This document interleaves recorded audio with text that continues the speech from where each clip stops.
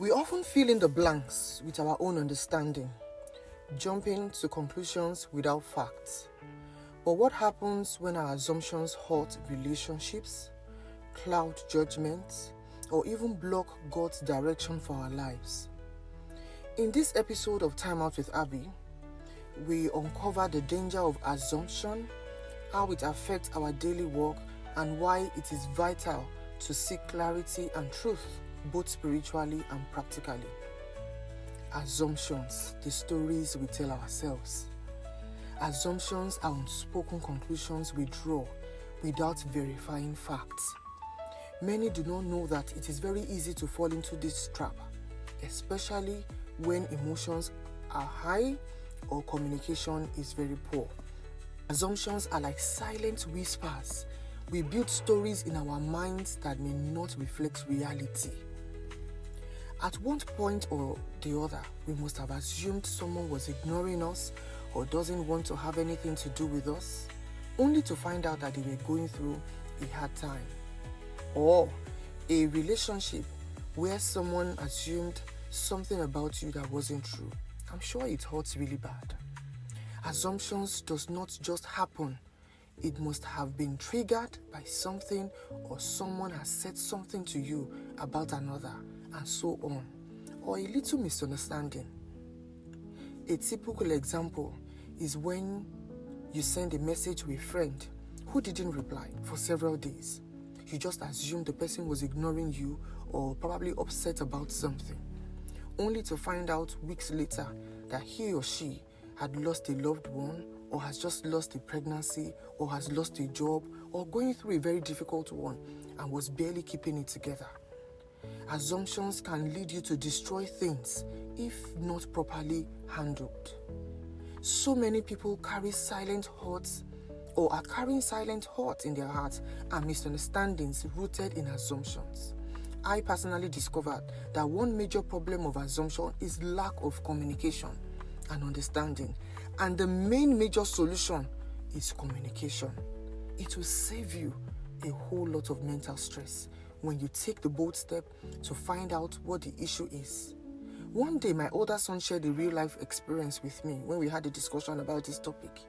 He said, "Mommy, that there is this classmate of theirs that many of them usually call a snob. When she sits beside you and you make a joke, she doesn't even respond or even give you a smile. Sometimes when people try to talk to her, she doesn't say anything, she doesn't respond, and because of that, many of them now came to a conclusion that she's a snob or that she must be ignored, and they all assumed that she wasn't friendly and probably she's arrogant." One day, my son was having a discussion with another friend, and he told the friend what people have been saying or what they have been saying about this lady. But he now said, "You know what? Let me supply you a better understanding. That do you know that this lady is not a snob or arrogant, but that she is deaf in one of her ears and most likely didn't even hear them?" He said he felt so bad for concluding wrongly with his other friends. So this is an area that is shedding light on something that can truly heal relationships and restore peace.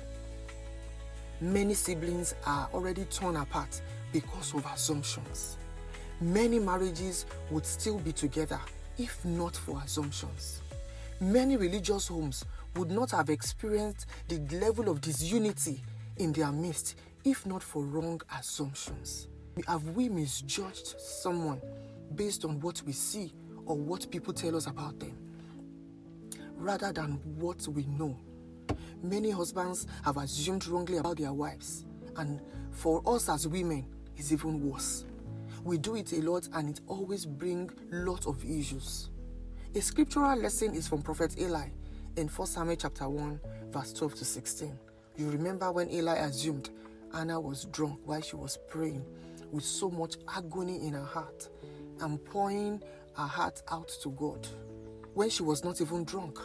And she replied that, "I am a woman of a sorrowful heart and I'm pouring my heart to God." Another example is Job's friends. They assumed Job had sinned, hence the many sufferings that befell him. They were wrong.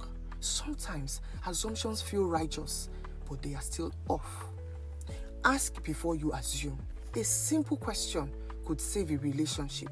Give people the benefit of doubt. Grace is better than judgment. Remember, only God sees the heart.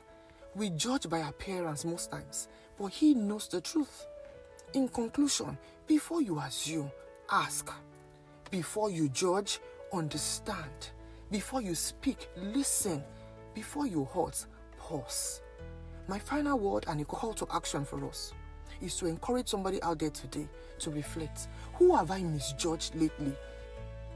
What assumptions do I need to confront in myself? Where do I need to seek clarity or show grace?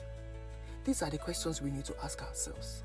Till I come your way again, please seek for clarity, and God bless you.